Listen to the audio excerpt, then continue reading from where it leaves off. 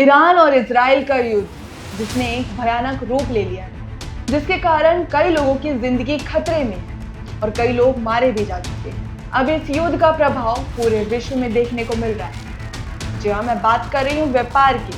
और अगर व्यापार में भारत की बात की जाए तो ईरान और इजराइल युद्ध का असर भारतीय बाजार पर दिखने लगा है। खासकर कैथल के चावल निर्यातक पर इसका असर सबसे ज्यादा देखने को मिल रहा है, क्योंकि ईरान में युद्ध के कारण इंटरनेट सेवाएं ठप हैं, जिससे बातचीत बिल्कुल बंद है और निर्यातक वेट एंड वॉच की नीति पर है, क्योंकि भारतीय निर्यातकों की करोड़ों की जो पेमेंट है वो ईरान में फंसी हुई है और अगले ऑर्डर पर ब्रेक भी लगा दिया गया है और साथ ही आगे के निर्यात पर भी दुविधा की स्थिति बनी हुई है, जिसके कारण निर्यातकों की चिंताएं और भी ज्यादा बढ़ गई है।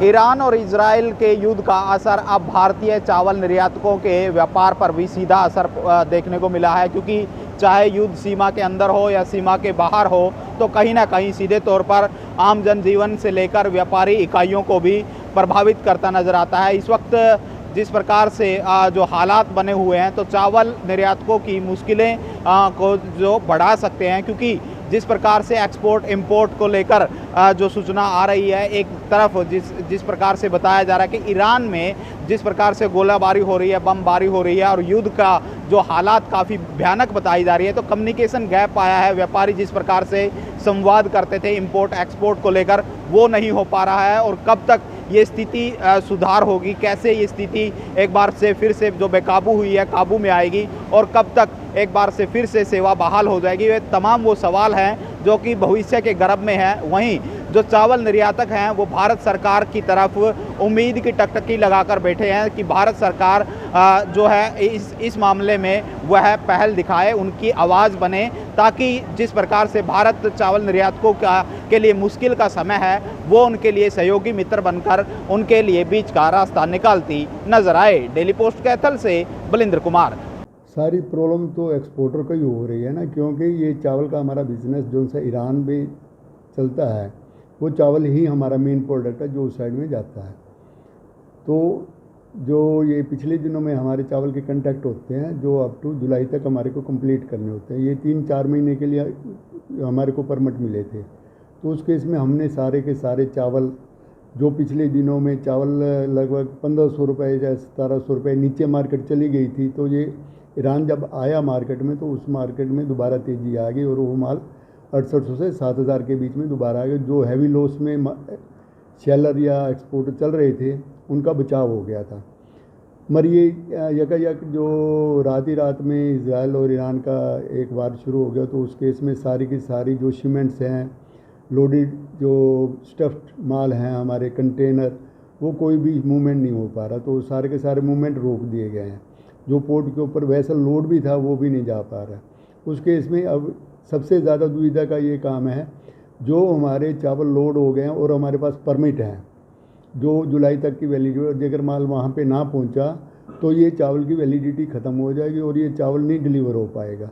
तो करोड़ों रुपए का जो हमारी पेमेंट है, ये सारी ब्लॉक हो जाएंगी, क्योंकि 3-4 महीने के लिए फिर उसके बाद ये माल नहीं जा पाते।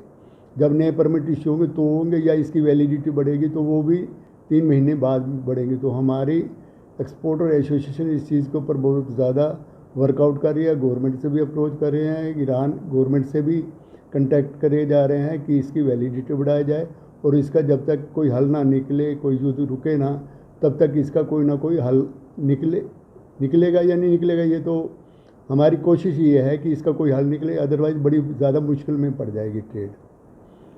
चावल के दाम में कुछ गिरावट आया है इस युद्ध के कारण? हाँ, ये तो होता ही है। जब चावल वहाँ पे पोर्ट के ऊपर जा ही नहीं रहा, तो चावल को तो एक्सपोर्ट नहीं तो सपोर्ट देनी थी। जब एक्सपोर्ट की अपनी मूवमेंट रुक गई है, तो वो मार्केट में कहाँ से सपोर्ट कर सकता है।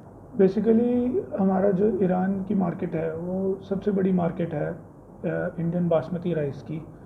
ऑन एन एवरेज हर साल ईरान 12 से 13 लाख टन का इंपोर्ट करता है।